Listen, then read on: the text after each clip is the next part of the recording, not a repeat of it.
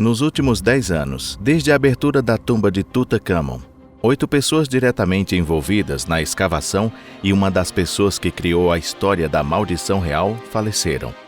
É uma história arrepiante, não é mesmo? E é realmente muito misterioso. Olá a todos! Bem-vindos ao nosso canal. Hoje vamos tentar esclarecer o que realmente aconteceu com as pessoas que primeiro descobriram o misterioso sarcófago. Além disso, vamos apresentar as opiniões do escritor Arthur Conan Doyle, o criador do famoso detetive Sherlock Holmes, sobre esse assunto. Parece interessante? Então vamos começar.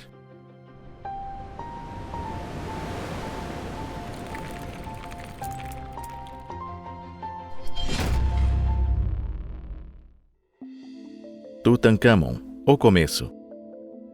No início do século XX, o Vale dos Reis, nos arredores de Luxor, já estava sendo minuciosamente investigado, e aventureiros em busca de tesouros e arqueólogos examinavam todas as pedras ali presentes.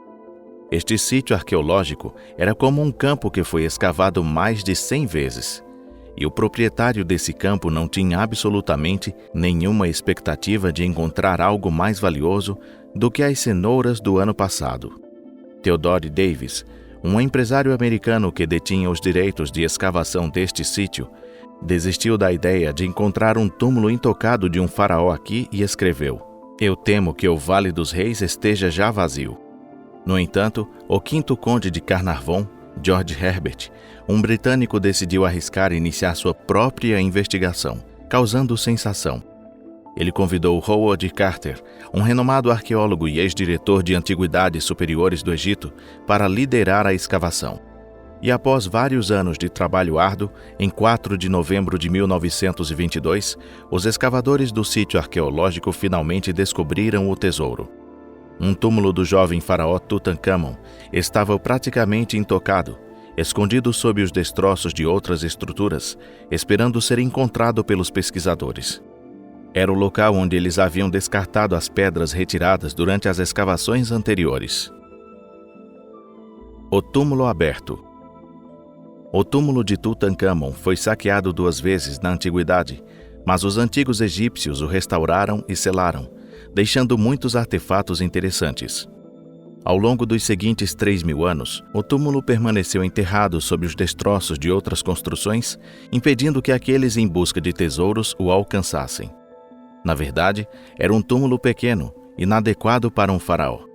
A razão é simples: Tutankhamon faleceu em uma idade bastante jovem, aos 18 anos.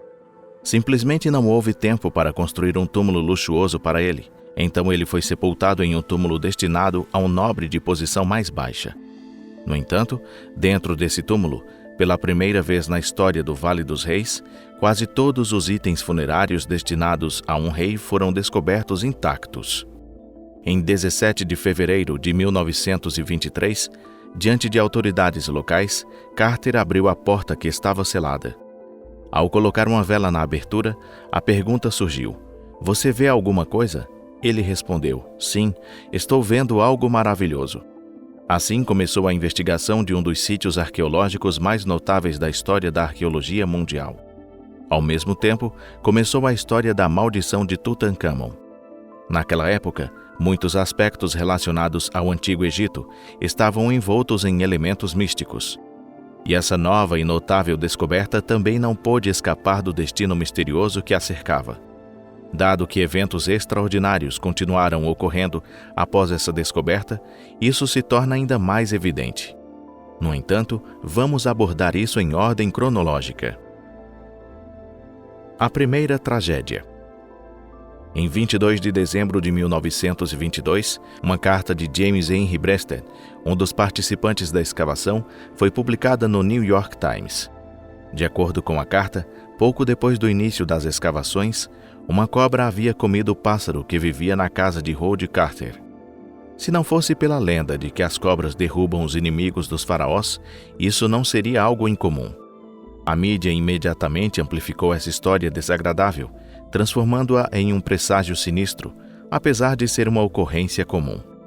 A história aparentemente trivial começou a ser levada a sério quando, em 5 de abril de 1923, o Conde de Carnarvon, que era o organizador e patrocinador da escavação, faleceu. A morte do conde ocorreu apenas 4 meses depois de ele entrar no túmulo de Tutankhamon. O conde faleceu devido a uma picada de mosquito. Ele cortou a área afetada com uma navalha, o que resultou em uma infecção fatal. Considerando a teoria de que Tutankhamon mesmo morreu devido a uma picada de mosquito, essa história se torna ainda mais intrigante. A atenção foi direcionada para essa história depois que uma carta foi publicada no New York World. A autora da carta era Marie Corelli, uma entusiasta do miticismo e uma escritora famosa na época. Ela afirmou ter conhecimento sobre maldições em antigos textos e ter alertado o Conde de Carnarvon sobre isso. A maldição dizia que todos aqueles que violassem a tumba estariam destinados a morrer. Deixando de lado a veracidade disso, a carta foi divulgada no final de março, antes da morte do conde, mas depois do episódio da infecção. Como uma escritora habilidosa, conhecida por gostar de enganar as pessoas, é incerto se ela estava apenas buscando um pouco de atenção com essa oportunidade. No entanto, ela mesma faleceu 1 ano depois, em abril de 1924. Será que foi por causa da maldição? Arthur Weigall, a origem da lenda da maldição. Sem dúvida, a morte do Conde de Carnarvon chocou a todos. No entanto, o renomado egiptólogo britânico e jornalista Arthur Weigall discordava. Ele não tinha uma opinião muito favorável sobre o grupo de descobridores. Weigall estava cobrindo a abertura da tumba de Tutankhamon para o Daily Mail e ficou insatisfeito com a decisão do conde de conceder uma exclusividade de cobertura ao concorrente The Times. Além disso, ele tinha uma relação tensa com o líder da expedição, Howard Carter. Como Weigall não tinha permissão para acessar o local de escavação, precisava despertar o interesse dos leitores de alguma outra forma. Em seu livro Tutankhamon e Outros Ensaios, Weigall relata ter visto o Conde de Carnarvon em estado de excitação e ter dito o seguinte a outros repórteres: se o conde descer ao túmulo nesse estado, ele não viverá mais do que 6 semanas. Weigall, sugerindo elementos ocultistas aos leitores, habilmente evitou falar diretamente sobre a maldição de Tutankhamon e continuou a explorar esse tema. Após a morte do conde, ele relatou que a cicatriz no rosto do conde estava exatamente no mesmo local onde o faraó Tutankhamon havia sido picado por um mosquito. Naturalmente, ninguém poderia verificar essas alegações.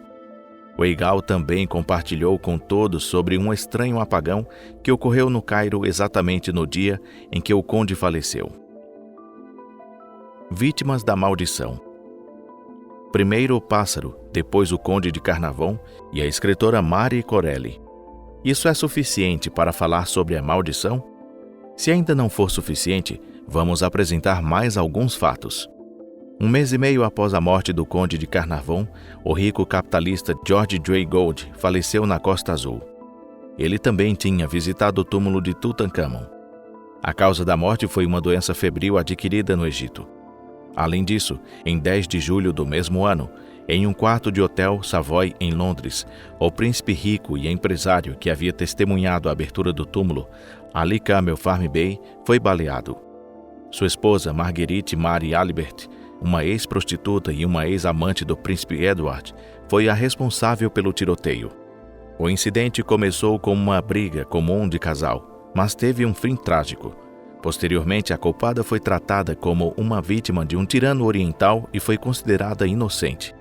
Talvez as cartas explícitas do príncipe herdeiro que Mary Albert guardava tenham influenciado as decisões dos tribunais britânicos. O que vocês acham?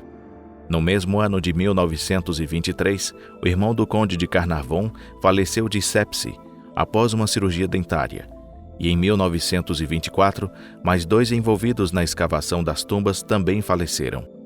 O radiologista Sir Archibald Douglas Reid faleceu de uma doença desconhecida e talvez a exposição à radiação de raio-x tenha sido a causa. Na época, os riscos dessa exposição não eram amplamente reconhecidos. Outra vítima foi Lord Lee Stack, o governador-geral do Sudão, que foi baleado em seu carro por um grupo de estudantes egípcios. Nos anos seguintes, ocorreram várias mortes misteriosas relacionadas ao túmulo de Tutancâmon. O arqueólogo Arthur Massey também faleceu. Ele deixou o local de escavação em 1924 devido a problemas de saúde e, após 4 anos de tratamento contínuo, veio a falecer em Sussex. E no ano seguinte, Richard Bethel, que era secretário de Howard Carter, faleceu. De acordo com várias estimativas, as vítimas da maldição de Tutancâmon incluíram entre 13 e 25 pessoas, incluindo os envolvidos na escavação e seus parentes. A maldição de Tutancâmon. Quem é o culpado? Isso é verdadeiramente um fenômeno paranormal. Para explicar todos esses eventos, foram mencionados causas como a doença de Tutancâmon e a influência do mofo no túmulo. Além disso, teorias foram propostas envolvendo a presença intencional de venenos ou substâncias radioativas dentro do sarcófago. Até mesmo Sir Arthur Conan Doyle apresentou sua própria teoria, afirmando que a morte do Conde de Carnarvon foi causada por um estranho elemental, criado pelos sacerdotes de Tutancâmon para proteger a tumba real. No entanto, o arqueólogo Howard Carter, quem descobriu a tumba de Tutancâmon, viveu por mais 15 anos e morreu de morte natural aos 64 anos. No entanto, ele deveria ter sido a primeira vítima da maldição, certo? Com isso, gostaríamos de encerrar o vídeo de hoje. Agradecemos a todos por assistirem. Esperamos que tenham aproveitado o vídeo. De uma maneira geral, em relação a essa história de maldição, os racionalistas e os místicos têm posições diferentes. O que vocês acham da maldição de Tutancâmon? Por favor, compartilhem suas opiniões na seção de comentários. E é claro, ficaríamos muito gratos se vocês puderem dar um like no vídeo e compartilhar nas redes sociais. Agradecemos sinceramente pela colaboração de todos. Agora é hora de nos despedirmos de vocês, mas é apenas por um curto período. Nos vemos em breve, pessoal. Tchau!